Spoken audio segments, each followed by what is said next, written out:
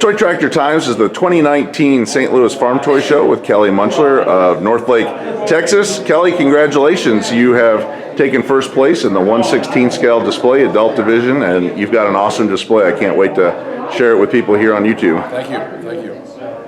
So what we've got kind of lots of big equipment and a little bit of action going on the road. And it looks like maybe a retired farmstead, bigger equipment coming in to work the land. This is a 1/16 scale display. It kind of represents a typical spring day of corn planting in Iowa. I grew up in Iowa. I grew up on a farm in Iowa. Even though I live in Texas, I have an Iowa background. And it's kind of set to the scene of the late 1990s. Some of the equipment I grew up with. And starting here in this corner with the 9400, I modified that with scratch built the rock box for the front. I added lights, handrails, hydraulic lines, spaced out the duals a little bit because it's just an off-the-shelf model 9400. Dressed it up a little. This is one of my favorite John Deere, so that's nice. Definitely some big tractor power for the 1990s. And it's attached to a scratch built John Deere 980 Field Cultivator. And so this is probably about 40 footer. 40 foot. And I want to show you how you've got the hydraulic lines plumbed in here to the tractor, down to the hitch. You got the hitch pin, and I was just noticing from afar how you've got each the springs and the sweeps all clamped on there. This one's kind of neat, a little bit of rust on it, and that's very realistic. Yeah, I leave it. I just for this display, I just let it sit out in the garage for a little while and collect some dust, naturally collect dust, and I did wash it off a little bit.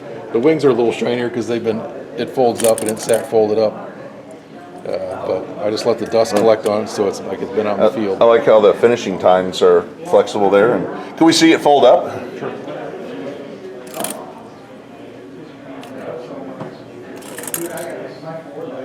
Sounds just like the real thing with a. And they're all mounted on springs, tension springs that keep them forced into the ground. Now, what did you make? Is it made out of brass? Made out of brass. Okay. Yes. That is impressive. Well, we're on this side of the display. We've got the old silo here, and again, 1/16 scale. That's big. The silo is a 6-inch PVC drain pipe. Okay. And I actually have one in my hand. These are 1 inch by 1/2 inch bathroom tiles. So I take the colored side and I turn it around and I glue that to the PVC pipe so the concrete side faces out. And then there's 1,033 of these glued to that. And I kind of run down there. What a great idea. I painted a nice concrete color. The dome top is the clear cap off a surveillance camera that I glued styrene to make the ribs, and then I painted it up to look like metal. And the retention rings are brass rods. Okay. And then the blower pipe is brass? It's brass, okay. Yeah. And I just leave it a natural color and let it, I don't wipe the acid flux off so it kind of rusts naturally. We got the rust right there. And for the retention rings, I make a loop on the end of the rod and I solder a 080 bolt to one end and I run it through a thread it with a nut and a washer. And so it actually clamping the silo together like that.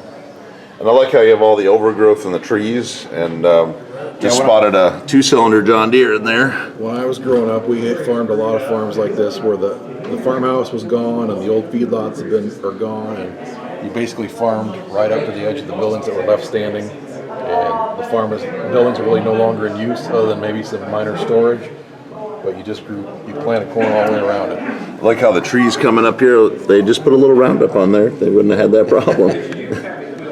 And I've got a grain bin.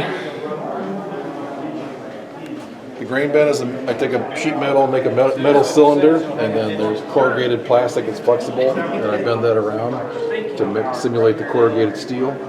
And the roof is metal, sheet metal. I spray that up, add a little rust effect to it. A few dents too. A few dents. Now I just noticed you got a finch here. Yep. And a goldfinch, the Iowa State bird. Very nice. Got some old John Deere cultivator parts, it looks like, hiding back in there. This would be like an old cattle yard. It's just overgrown now with small saplings and weeds and brush. Is this dandelions down here? Yep, those are dandelions. That's cool. Spread all throughout the farm. I noticed that looking across the yard, and good detail. And that's one of these old metal gates that they're banged up forever. They never last very long. And we can look at the silo on this side. We got the feeder coming down to the silo room. And guess we'll kind of take a peek in the barn. Looks like they might still be putting something in there, or is that just leftover remains? Yeah. Okay. These are all scratch-built barns. I just I buy a 1x12 clear pine board from the lumber yard and cut everything on a table saw. All the individual pieces in there, glued and use a micropin air nailer. So we've got the weather vanes here, which is a very nice detail, and we've got 3 across the roof, and then we have the cupola. Can you tell us a little about what a cupola does for the barn?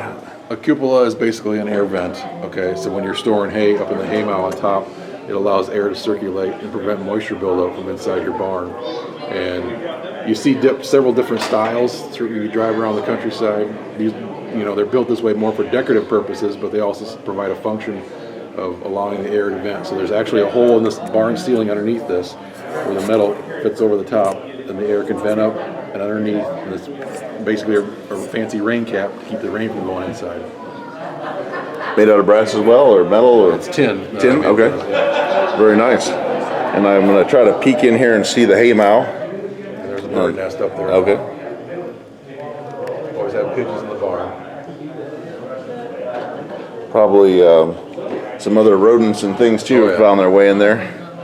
We'll come around here, and we talked to you in the past about this piece, but it's kind of like a refresher course on the anhydrous toolbar. About a late 80s model DMI, one of the DMI version 15 shank anhydrous applicators. And it also folds up and down the wings and raises and lowers. And that's made out of brass as well. It's very nice. And you can look, do a YouTube search for this, and we've got that up from my last year's show, I think, in the custom contest. You did a video, yes, of that. And now, is this part of the modern fleet out here? Do they just park in here because they're done, or is that an older piece? Or? That's basically I've already put hydrous on for the spring, and it's parked out of the way. Okay. And they're ready to plant corn. We got the old fuel tank here, and looks like a Chevy truck, pretty rusty in there. That's a 55 Chevy. Okay. That I weathered. It's kind of got the tow mater look to it. Basically stuff that's been parked in the old machine shed and forgotten. So they look like they were an Oliver farm, which was a good Iowa Charles City product at one time. My grandpa farmed with Olivers, and so I grew up with a few Olivers. Old barge wagon from corn picking days. This is a old flare box wagon that I built out of tin and brass, and it raises and lowers on the hoist. I see a lot of them used for firewood. Oh yeah. And it looks like they got fencing materials and some other old parts. Never had a farm place without a junk pile somewhere. Now, what did you do to make these trees? Because again, 1/16 scale, it's a big tree, but I really like this look here. I just take branches from the backyard that have fallen out of real trees, and then I go to the craft or hobby stores and buy the artificial plants, cut them down into smaller pieces. You drill holes into the stems, glue them in, and you got a natural looking tree. I look for the sticks that are kind of curved, so it shows how they've kind of grown around a building. So you look for the right shape and cut it down to the size you need. Yeah, wow, look at that. You got the old Oliver grill or a Farmall grill there. Yeah. So we got the corn crib. This is where all the grain would have come in at one time. Yeah, back when they were farming ear corn. So we would have brought that flare box wagon and dumped it, and you can see all the mechanics to loading corn in there. An elevator to unload it up in there. Now, does this open here? Yes. So we can see. That's where you would have put your elevator. So kind of like the same thing, you'd load hay bales in there, Right, exactly. arch it up and feed it in. You would have a system of chutes up here where your elevator comes in. And hopefully someday I'll get one of those built, add to my display. And it would drop into a series of chutes that you could swivel around to either side to direct the ear corn into which area that you want it to. Very nice. And now is this ice house or what? What's Basically over an here? old pump house, Pump yes. house, okay. Well, back in the days, if you were milking cows, you might have had your cream separator or something in there. Okay. Next to the wellhead, where you ran cold water through. You got the old windmill. The windmill, yeah, and it's seen better days, and it's also got some bullet holes in the fin because everybody, farm kids were always shooting their rifles into the fin of the windmill. We'll zoom in there, and that's very nice. And again, I just want to compliment these big trees. I mean, that you've got a big barn there, but you're even bigger trees. Everybody liked the trees, yes. And got a Chevy truck cruising down the road. 1997 Chevy Silverado on the gravel road. Extended cab, extended bed. Now we've got a Precision John Deere 7800 here. Yes. And this is probably my favorite. I've just always liked the John Deere 7200 planters and the 7000s. That looks great. And we did a video on this for Yes. Toy Tractor Times, and got the corn going in it. What did you use for your corn? The treated seed corn is miniature glass beads from the craft store. And I can pick up one of these. I have, as part of my collection, a new old stock Pioneer bag that never got used. So I cut the seam, laid it flat, took a digital photo of it, the real life bag, and scanned it into the computer, scaled it down to 1/16 size, printed it off on regular copy paper, and then I folded it together with Elmer's glue to make a bag, and I put quinoa seeds. Just in case we're going to check that. Quinoa seeds inside to give it a little bulk and a feel, and it's all sealed up like a real seed corn bag. That's awesome.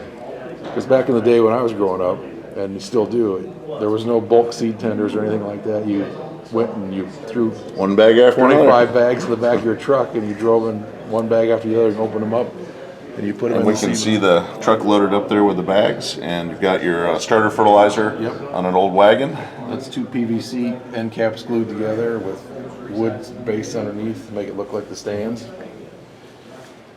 And there looks like they're servicing the row units over there, Yep. and filling up. And I like how you've got the culvert under the driveway. That's a piece of water line to a water heater. We know they got another goldfinch. And where do you get your figures? So we can see the farmer waving hello I here. buy those online. They're made by a company called America and Diorama, Okay. and they got all kinds of different figures.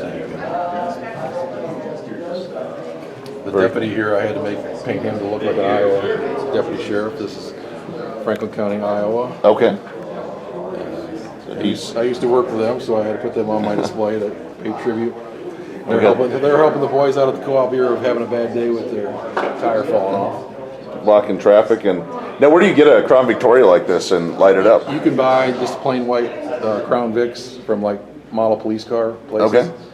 And then put the graphics on, and then I run wires through the miniature LEDs throughout to light it up.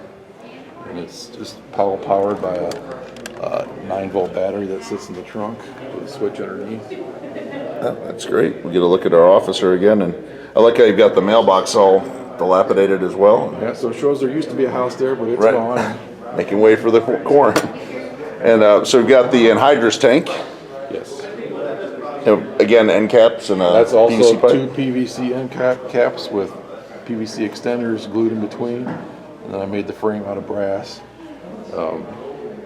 That actually was a complete unit once. I just took the old tire off and then made a simulated rim on the lathe to show that they're taking the tire off and putting a new one on. There it is, and got our toolbox back here. Now, is that just like from a dollar store, or I mean, that looks like the real thing? I saw that on eBay, and I don't know who makes them, but Snapped it up. that's right. And then we got the Co-op Dodge. This would have been a new looking style for Dodge in the 90s. And well, Kelly, thank you for sharing this display. Congratulations on the win, and I have a feeling you'll probably be back with something else Thanks, in the Jason. future. Thanks a lot. And as to everyone else, thank you for watching Kelly's display and Toy Tractor Times YouTube. Make sure to check out the hundreds of other farm display videos and customs that are on Toy Tractor Times. And as always, thank you for watching and checking out the 2019 St. Louis Farm Toy Show.